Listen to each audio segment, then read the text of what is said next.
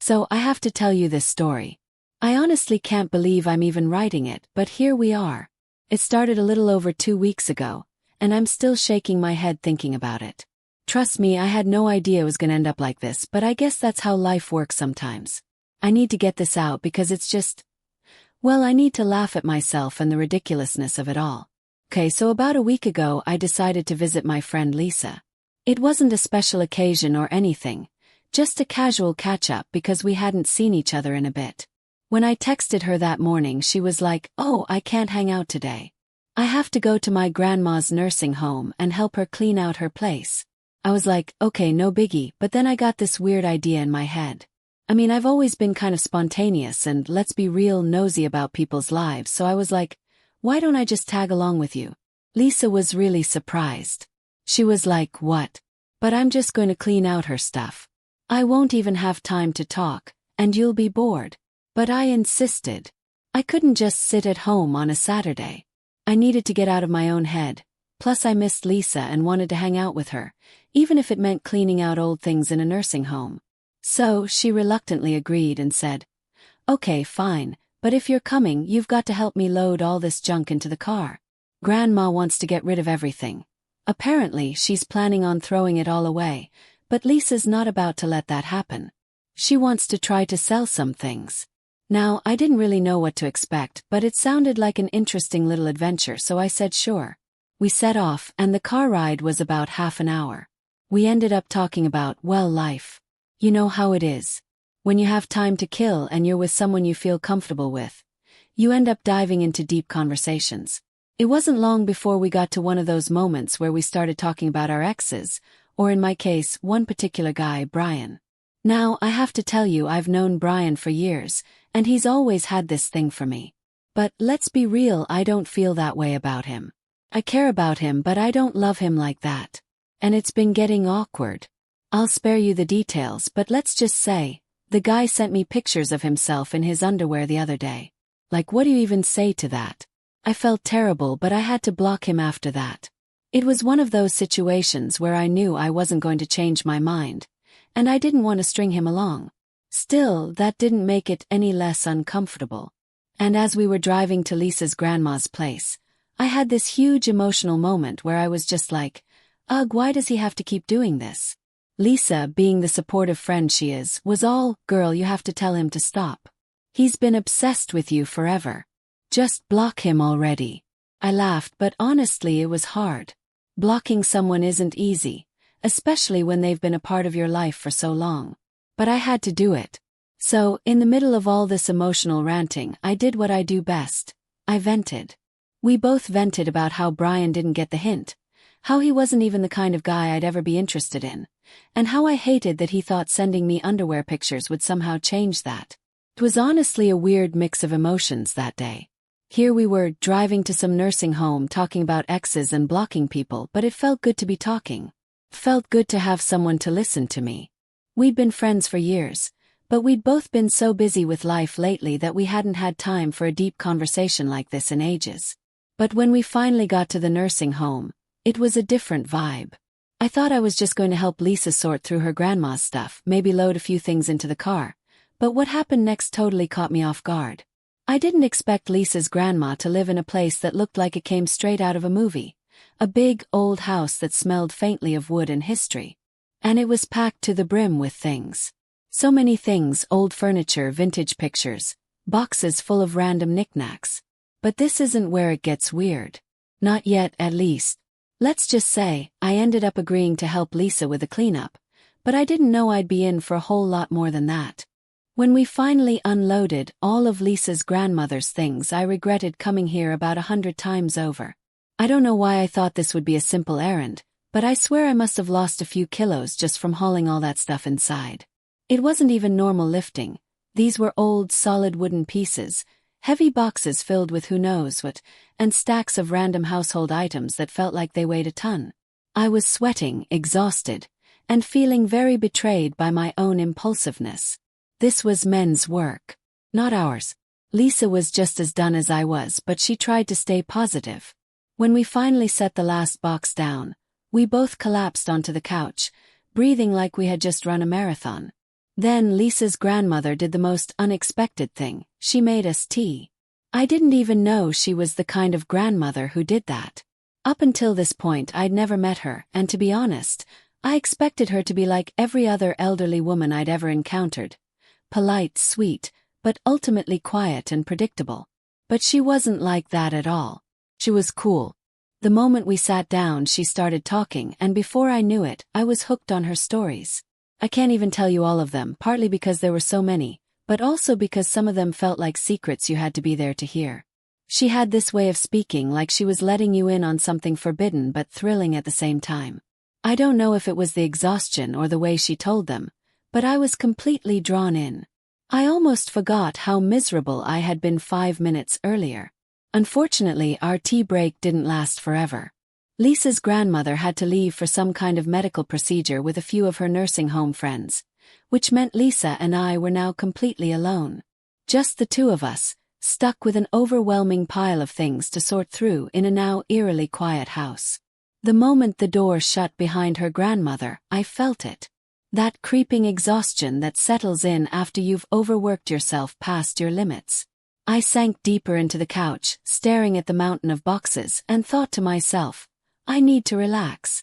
I needed a moment, something fun, something to make all of this worthwhile. Lisa was not having it. She stood up, hands on her hips, her face already set in frustration. Not now, she said. After we're done, then you can relax and do whatever you want. That was not what I wanted to hear. I groaned, slumping back against the couch dramatically. Lisa, come on. Just a little break. 5 minutes. But she was already knee-deep in the first box, muttering to herself about how much work we had left.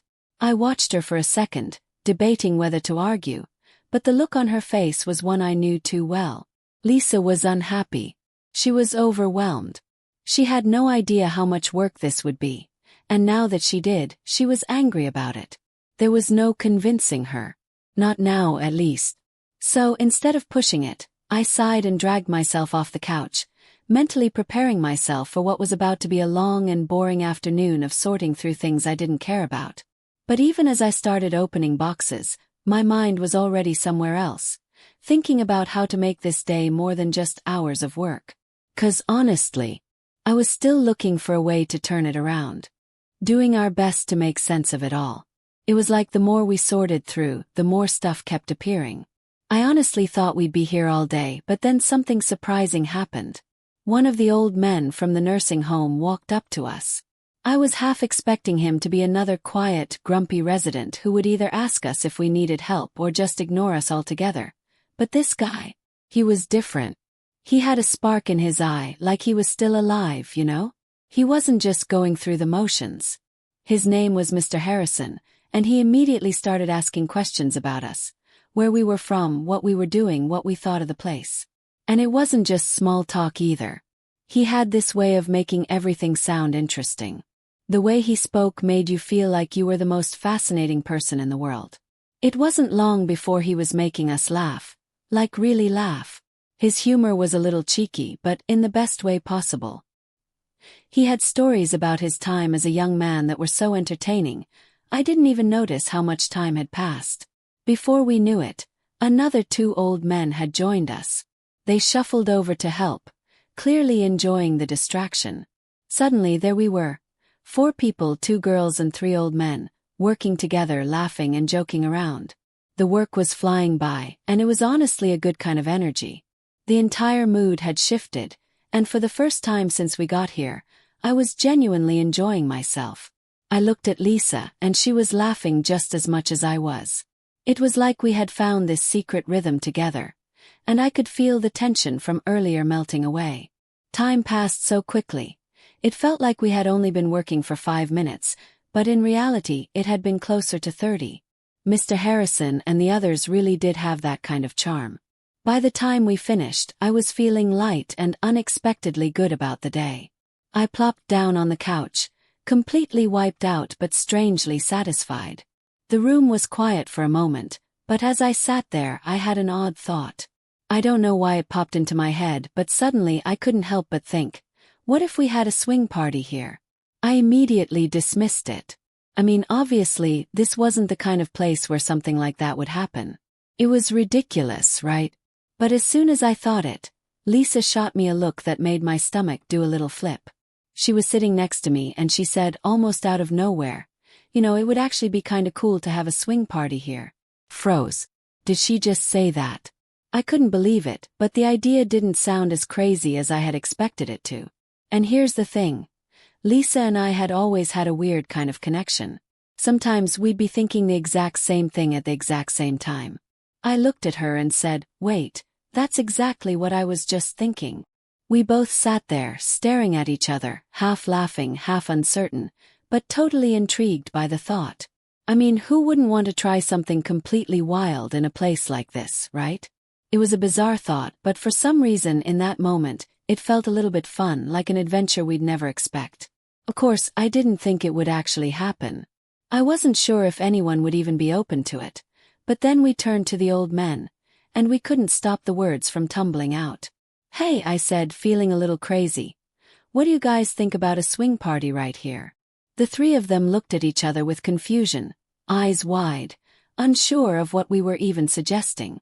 The silence stretched on for a moment before Mr. Harrison, who had been the life of the party the whole time, looked us both dead in the eye and said, "Well, I don't know about that. I haven't had a party like that in years. But, sure, why not?" The two other men looked like they were about to drop dead from shock. They stammered, saying something about being too old for that sort of thing, too shy for such an event, but Mr. Harrison wasn't listening. He was practically gleaming now, as if something about the suggestion had sparked something inside him. "You know what? It's been too long," he said, chuckling. "Let's do it. I've been missing this lately." And just like that, the whole idea shifted from a joke to something possible. Before I knew it, Mr. Harrison was walking over to the other two men, pulling them toward him with surprising strength for someone his age, and whispering something in their ears. The two old men looked stunned but reluctant, and honestly, I didn't blame them. I was still processing how we even got to this point. But I guess sometimes when you least expect it, things take on a life of their own. The room felt different now, more electric. Maybe it was just the bizarre energy of it all, or maybe it was something about the way Mr. Harrison took charge of the situation. Either way, the idea of a swing party at a nursing home. Well, it was happening. So, there we were, surrounded by boxes and piles of old clothes, when Mr. Harrison, full of energy and excitement, led us down a hallway to a room no one had mentioned before. I had no idea what to expect, but my curiosity got the best of me. Little did I know, the room was going to be the strangest part of the whole day. When the door opened, I instantly understood why no one ever came here. The room smelled musty, with a thick layer of dust covering everything. The air was stale, and in every corner were piles of old clothes. Nothing but shirts, socks, and other items that looked like they had been forgotten for decades. No furniture. Just clothes scattered everywhere. I looked at Lisa, who was already giving me the "what have we gotten ourselves into" look. But, despite the overwhelming smell and the oddness of it all, I stayed. Something about the situation, maybe it was the curiosity, maybe it was just the absurdity, kept me there. At first, the three elderly men, though obviously struggling, tried to make the best of it. They weren't exactly spry, but their enthusiasm was undeniable. There was something oddly charming about their persistence. And as the moments passed, despite the weirdness, I couldn't help but feel a strange sense of accomplishment. Maybe it was the feeling of doing something completely unexpected, something totally out of the ordinary. We struggled through it. It wasn't easy, but we kept at it, and somehow I felt like I had at least done something out of my comfort zone. It wasn't the wild adventure I had envisioned, but I guess it was a memorable one. But that's when things took a strange turn. I suddenly heard footsteps in the hallway. Someone was coming. My heart dropped into my stomach. Before I could even react, the door creaked open. And there we were. Lisa, me, and the three elderly men, surrounded by piles of clothes in a room that no one was supposed to visit. The first person to step inside was a nurse from the nursing home. She stopped dead in her tracks when she saw us. There was a brief silence as she looked around, trying to process the sight before her. I felt my face heat up, and I could see Lisa's grandmother standing just behind the nurse. She looked just as confused as we felt. We stood frozen, unsure how to act, caught completely off guard by the interruption. Lisa and I exchanged an awkward glance, both of us completely flushed. The whole thing felt like a scene from a bad movie. It was embarrassing, to say the least, and the silence that followed only made it worse. I couldn't look at anyone. The nurse, not knowing what to say, finally spoke, though it was clear she didn't know how to react. I think we should talk about this," she said, her voice carefully neutral. I almost wanted to laugh from the sheer absurdity of it all, but instead I just stood there, utterly mortified. Lisa cleared her throat and muttered, "Yeah, this is definitely awkward." There wasn't much else to say. We were stuck in that moment, caught in an uncomfortable situation with no easy way out. Lisa's grandmother, looking completely bewildered, gave a short laugh as if she didn't know how to make sense of it either. The nurse, though, didn't seem as shocked as I had expected. She was calm, probably used to dealing with strange situations at the home. She quickly changed the subject, asking if we needed help cleaning up. But the damage had been done. We were caught, and there was no way to undo the awkwardness. Lisa and I didn't even have the energy to try to salvage the situation. We just nodded, did our best to laugh it off, and left the room as quickly as we could, hoping the whole thing would be forgotten. After that, things went surprisingly quiet. Lisa's grandmother didn't say a word. Honestly, I think we were all too shocked to really process what had just happened. We quietly packed up our things, trying to pretend like it hadn't just turned into one of the most awkward and bizarre situations of our lives. Lisa and I didn't even talk much as we loaded everything into the car. We were both trying to figure out how we'd gone from laughing about a joke to that. The drive home was silent at first, the weight of the embarrassment hanging in the air between us. Then finally Lisa broke the silence. "Well, that's definitely something we'll remember for the rest of our lives," she said, half laughing and half shaking her head. I couldn't help but laugh too, even though I was still red in the face. "Yeah, no kidding," I muttered, feeling ashamed but also kind of relieved it was over. Looking back now, it sounds so ridiculous, right? It's been over 2 weeks, and I still cringe thinking about it. What were we thinking? How did we go from a casual conversation about a swing party to that? It's embarrassing, honestly. But even though we didn't technically do anything wrong or terrible, we still felt awful. There was no erasing the fact that we had let ourselves get swept up in the moment. But then again, it's an experience, right? A strange, uncomfortable, and absolutely memorable experience. I don't think I'll ever forget it. And if anything, it's a lesson I won't ever forget, one I'm happy to pass on. Honestly, I would never recommend anyone try something like this. It's one of those things that seems like a good idea at the time but leaves you wondering how you got there in the first place. I'm laughing now, but only because I've had enough time to reflect and laugh at myself. So I'll finish here because honestly I'm still too embarrassed to write more. But if there's one thing I can say, it's this: don't make my mistakes. It's not worth it. Just stick to the basics and leave the weird adventures to someone else. By the way, my name is Sophia. Please learn from me.